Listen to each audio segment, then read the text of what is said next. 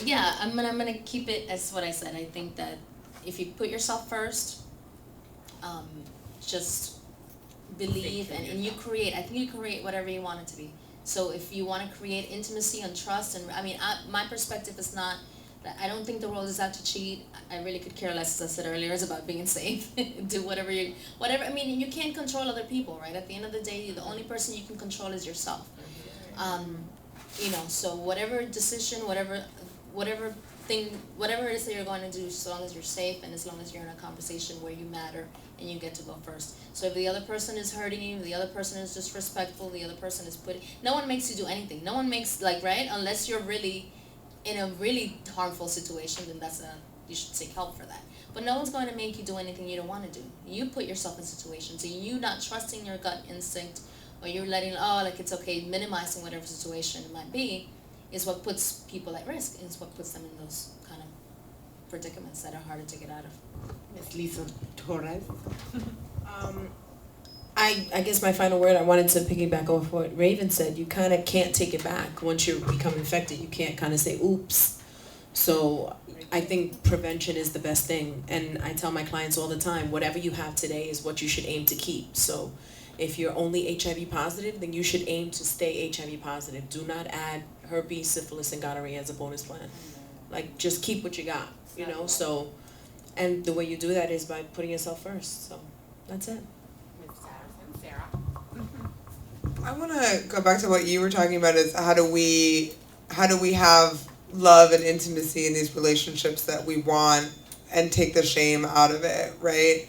And I think you have to take the shame out of it from both sides. Like, if you want to date someone, or you're romantically interested in someone that isn't interested in having the type of sex you want to have, and that happens to be, protected in this certain way and done this certain way, like the things that you want, that's not a workable situation. It's not a matter of like, that person's a bad person, that person, you should shame that person, or you should feel ashamed because you're not meeting their needs, whatever. Like, take the shame out of it.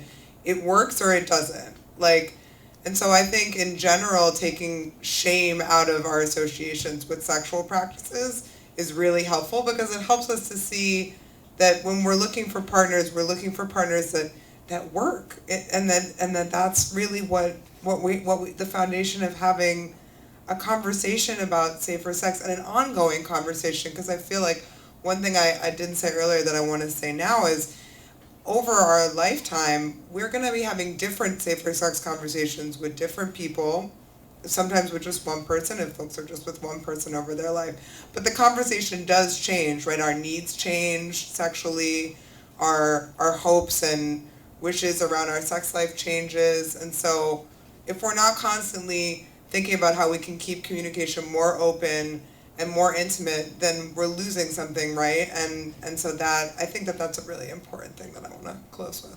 Thank you so much. Well, I feel... Oh, I didn't know they both turned on. Okay, my bad. Well, I feel as though it's this. In order to start a relationship with anyone, you have to start it off with trust. And you have to do the next step, which to me was Russian roulette. I feel as though that this person that you decide you want to share your body with, your life with, whether you're in a relationship with them long term or short term, you have to realize they have a background and you have a background. A lot is going to come with them. A lot is going to come with you. And if you're not really ready to deal with everything that's going to come with them, I don't think you really should be in this relationship with them. And if you do want to be in a relationship with this person, I feel as though you need to use safe sex, regardlessly. You should use it anyway, but I think you should use safe sex because of the simple fact of the matter is that they're not going to, like, no one is really yours. People have this thing that when they're with somebody, this person is mine. This person can actually leave you the next day and they could be gone for no reason at all.